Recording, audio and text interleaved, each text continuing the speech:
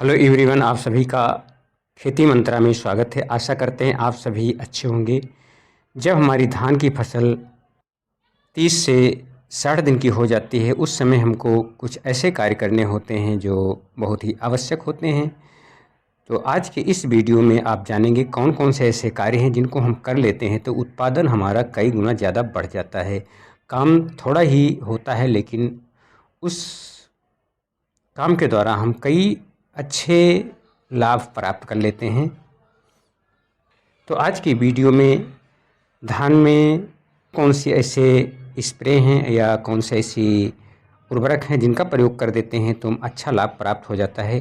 तो आज के इस वीडियो में इसकी जानकारी प्राप्त करेंगे, इसलिए वीडियो को पूरा वॉच करें तथा चैनल पर पहली बार विजिट कर रहे हैं चैनल को सब्सक्राइब कर दीजिए, क्योंकि खेती किसानी संबंधित वीडियो इस चैनल पर आती रहेंगी।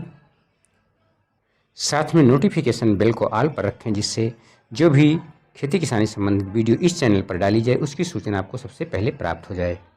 जब हमारी धान की फसल 30 से 35 दिन की हो जाती है, उस समय हमें आ जाता है दूसरी बार खाद डालने का नंबर। तो उस समय हमको सबसे पहले पौधों की सबसे ज़्यादा ज़रूरत होती है नाइट्रोजन की। तो नाइट्रोजन का प्रयोग करना सबसे पहली आवश्यकता होती है।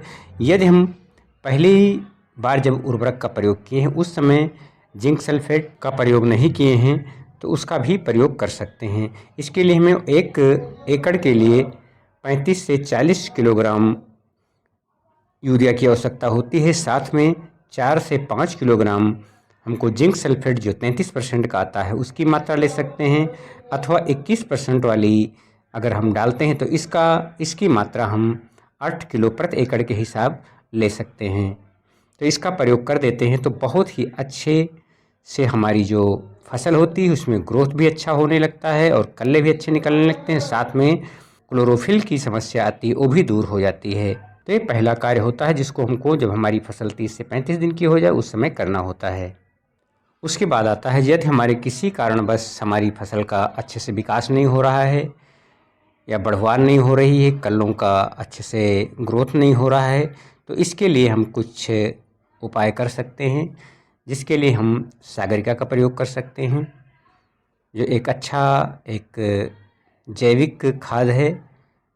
इसका उपयोग कर सकते हैं, अथवा हम NPK 19-19-19 अथवा NPK 18-18 जो घुलनशील वाला आता है इसका स्प्रे हम कर देते हैं तो बहुत ही अच्छा हमको लाभ हमारी फसल में प्राप्त होता है। इसके लिए हमको 1 किलोग्राम से लेकर के 100 किलोग्राम प्रति एकड़ के हिसाब से हमको आवश्यकता होती है, जिसको हम 120 से 160 लीटर पानी में मिला करके स्प्रे कर देते हैं तो बहुत ही अच्छा लाभ हमको देखने को मिलता है और कल्लों की संख्या काफ़ी ज़्यादा बढ़ जाती है और हमारे धान की हाइट भी अच्छी बढ़ती है और अच्छे से विकास होता है। थोड़ा इसमें हमारी परिश्रम मेहनत ज़्यादा लगती है, लेकिन लाभ हमको उससे कई गुना ज़्यादा मिलता है, क्योंकि 1 किलो NPK का मूल्य अगर बात की जाए तो लगभग हमको 120-150 रुपये में प्राप्त हो जाता है।